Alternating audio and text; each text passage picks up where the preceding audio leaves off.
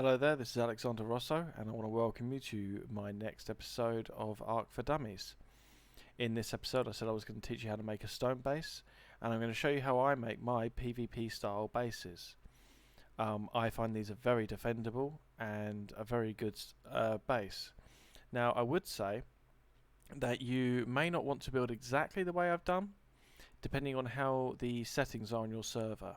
If you're leveling up quite fast, you may want to just sort of skip this phase to get straight to metal rather than have to redo this all.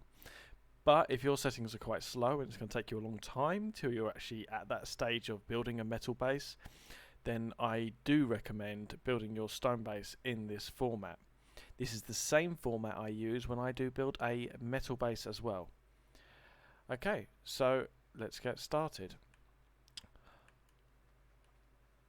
I'm going to be doing this in creative mode, so not wasting your time watching me gather a lot of materials. But for this, we are going to need, in structures under stone, you're going to need stone foundations, stone walls, a fence foundation, some dinosaur gateways and dinosaur doors. And the reason you want dinosaur gateways and dinosaur doors instead of regular doors is because this way you can actually bring your dinosaurs in, especially if you're trying to make that transition to metal. It allows you to bring your ankylosaurus in. If you don't know what an ankylosaurus is, in a later video I'm going to describe some of the really important dinosaurs you're going to want to increase your production and your gameplay in a later video. So the dinosaur gateways, they allow you to bring dinosaurs in as well as yourself. You're going to want sloped ceilings and regular ceilings. Right, now let's put all this on my hotbar.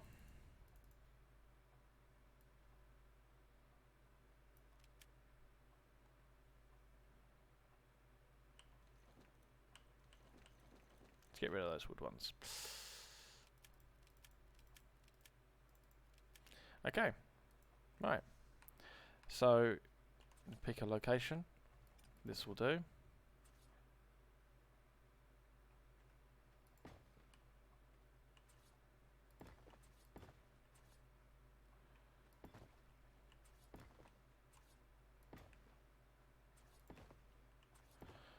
So I'm just doing a 3x3 here. That's because I'm not actually going to show you the full base at this point, because that would be wasting your time. I'm just going to show you the core elements. Right, now one of the important things to this build, this is what actually makes it so defendable, is many people, when they build a base, they just do a one wall. So you've only got that one skin of protection. So if someone was to come and raid you, if they can break through just one of your walls, that's it, they're inside your base. I see so many people do this, and it is very, very bad practice. You do not want to be doing that. I do, on the other hand, see some people who put a second wall a bit further in. That is better. So you got a wall, a cavity space, and then another wall. Obviously, that's like 2 lines of defense. That is definitely better. But what I'm going to show you is something called honeycombing. Honeycombing gives you so much more defense, and it means it's going to take people a very long time to actually get in. So if someone's coming to try and raid your base, you want it to take as long as possible. I mean, if they're going to steal your stuff, they've got to at least work for it. So we got our first skin here. After you've got that, you want to then build your walls like this. So you're making it all as these sort of small squares. Okay? Sort of starting to understand how it's a honeycomb. Imagine this all the way around your base. But, I mean, technically, it's still only 2 walls thick. So if they break through that wall, they get to this wall. So why is it better to put these internal walls? That is because you put your sloped ceilings in here now.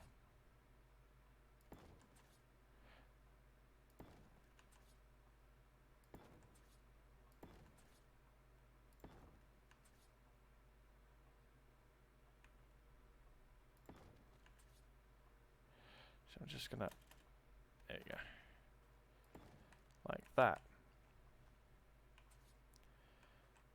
So you sort of, yeah, you do have to play around with the snap points. They can sometimes be particularly evil, and sometimes you may find it just won't actually find that snap point that you really need it to find. For example, let's say, I know it is finding this snap point, but let's say it's not. And when this rubble gets out of the way, it'll be a lot easier.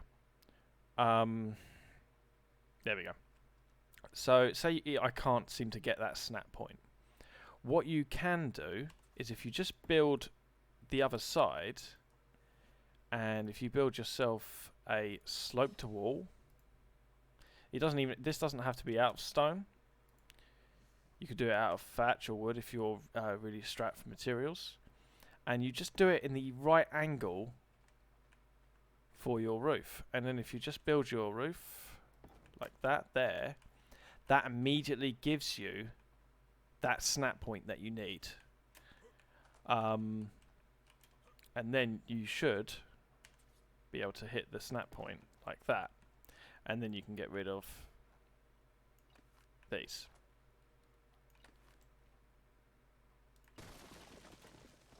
So if you look at this wall, you can see it's got these lovely X's as well, all the way around.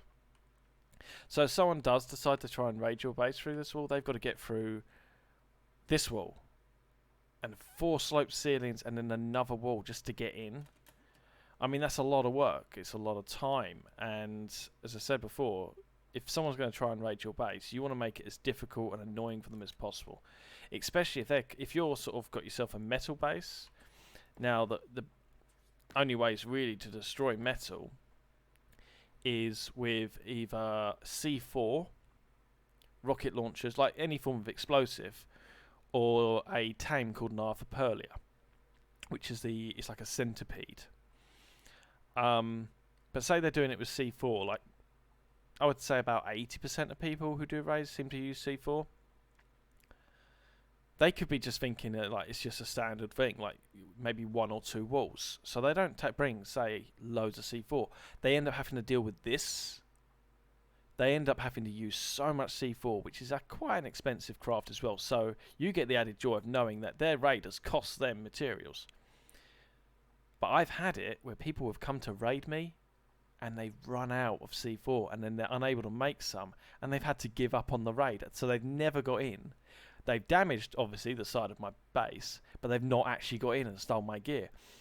But then I get the added satisfaction of knowing that I've wasted their materials. So it's actually cost them money or cost them materials to try and get in my base and then got nothing out of it. That is very satisfying. Now, I've done this only 1 thick, but who's to say you can't make it more than that? You could actually, like, there's nothing stopping you from putting another set in like this.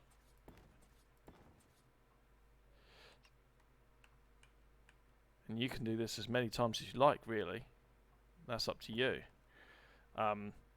Obviously it's quite a resource heavy build, so you want to take that into consideration when doing it. But I mean, that is giving you a very, very strong wall. Now, the weakest point to any base like this is actually the doors. And this is a very important point. So many people, when they do their doors, they just do that. So you've got 1 door. So if someone actually bursts open this door, that's it, they're in your base. But not only that, say you got someone who's trying to be a little bit more stealthy and he's sneaking behind you and you don't know he's behind you. There you go, you open your door and bang, he's shot you with a tranquilizer. You're knocked out, your base is wide open. He's able to sneak in, he can grab your body, trap you, like put you in a box somewhere so you can't do anything, and he's got loads of time to raid and it's cost him no materials. That is easily avoided. So instead of having 1 set of doors, have multiple, at least 2. And when I put doors down, I like to put a stone foundation, fence foundation down. The reason I like to do that is that means the door. Oh, that's the door. It snaps into place. It keeps it nice and neat. And I'm all about trying to make your base nice and neat. See, by having two sets of doors, obviously, like this side of it would be walled up as well. So you come in, you open your door, you walk in, bang, you've been tranquilized, you're lying on the floor. He still can't get in. There's still another door. Okay, yeah, he may still drag you off and trap you, and he may try and goad you into opening the door for him. Like, I see this quite a lot, where like players sort of try and do what I'm going to kill all your tames if you don't let me in your base. So, I mean, you've got to make that decision. Is what you've got in your base worth more than those tames? So sometimes it may just be better just to say, fine, you know what, come in, I'll do your deal, don't kill my stuff, don't trash my base, I'll let you have it, because you can always rebuild. That's your decision to make. If you're on a server where the rules say they can't kill your tames, call his bluff on it, because if he does kill your tames, he'll get banned by your admin if you've got a good admin, and I mean if you've got a really good admin, that admin may even replace those tames for you. So that's up to you. So as I say, you want to build your walls like this honeycomb thing, and you want to have multiple doors, at least 2. Now, when I do bases, I quite often do many layers of these walls and many rows of doors, because obviously the thicker the wall, the more defense, the more doors, the more defense. I'm not going to show you a whole base. I'm not going to show you me build a whole base like this, but I have already built one in advance over here. So I've only done this as one set of walls thick, and it's got 2 doors, but as I said, you can go further out than that if you wish. So yeah, see, got that honeycomb all running through here. But I've also honeycombed the ceiling. You do that the same way, but you've got to make sure you honeycomb the ceiling as well, because if not, you've given yourself a weak point. And so many people do try and raid you through the ceiling. They get their bird, they land on top, they bust in through the roof, because quite often the roof is a weak spot. But it's not a weak spot if you do this. I mean, I have previously on other builds also done just a row of more ceilings underneath the honeycomb, and just lace that bit with spike walls, so if someone does like smash down then jump down, you got the spike wall protection. Can't say I've had anyone actually break through the roof, because once they see the honeycomb, they don't try and go in that way. They actually normally tend to try and go for the doors. So there's your place you want to try and make sure is strengthened. But say you can bring your tames in here because you've got the dino doors. Now, I did say in a previous video, like, try and get away from just building a box. But obviously a box is quite easy to defend. But who says you can't make it look a little decorative?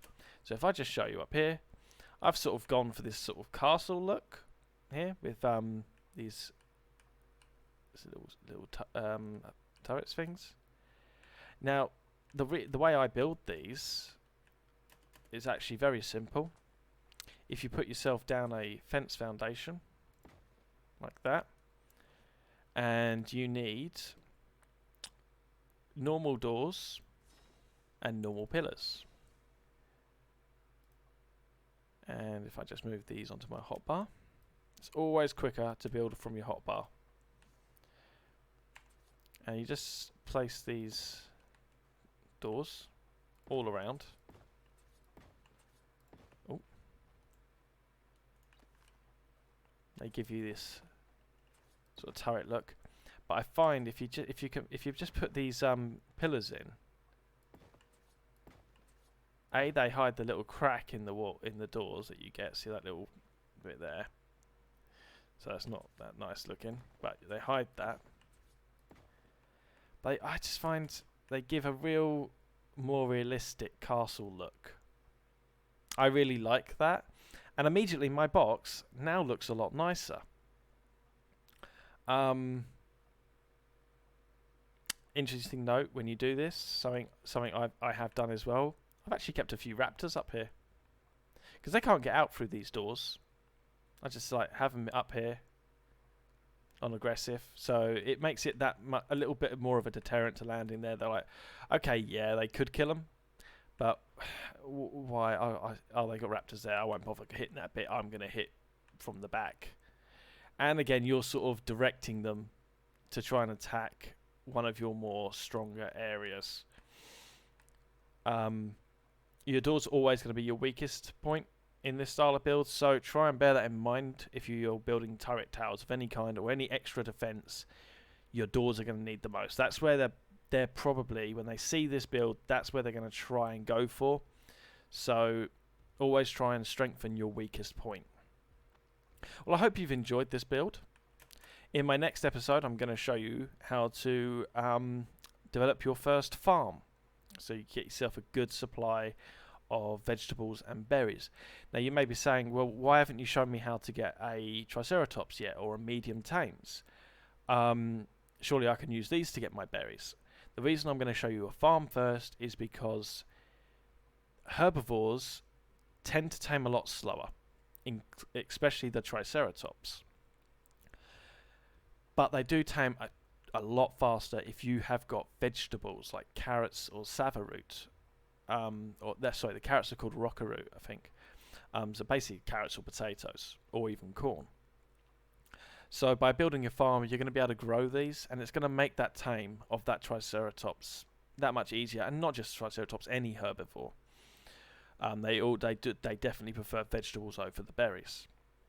As I said, I'm trying to show you steps to make your overall game easier, and I may be going at this at a slightly different direction to your average player, but I'm going at this from the experience I've gained from playing and this is the order I do things, and I'm hoping that you'll find this order particularly useful to yourself. So I hope you enjoyed this video. Remember to leave a like and subscribe. Always, you're welcome to leave me a comment if there's anything you'd like to see. And I'll catch you next time. Goodbye.